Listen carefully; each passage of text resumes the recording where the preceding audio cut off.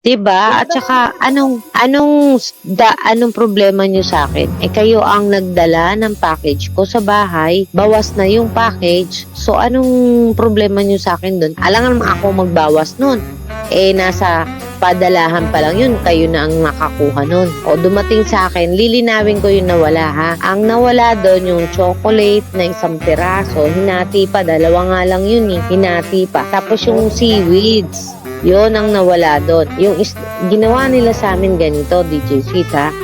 Pinag-away nila kami ni Yeng. Nag-feed sila ng kung ano nung masamang info kay Yeng tungkol sa akin. Hanggang si Yeng, yun na ano na nila, manipulate sa loob. Na wag mo kakausapin si Joanne. I-block mo yan sa Facebook. Wag ka na makikipag-ugnayan. O yun, walang ugnayan. Kaya si DJ Sweet nung dumating yung package, walang kaalam-alam kung ano yung talagang nabawas. Yun ang totoong kwento. At ayaw na nga sana daw yan ipabigay ni Big Bobo. Ang gusto niya mangyari, ibigay na lang doon sa kapatid ng isa. Yun ang totoong kwento niyan. Ako, never na ako nag-expect na darating yun.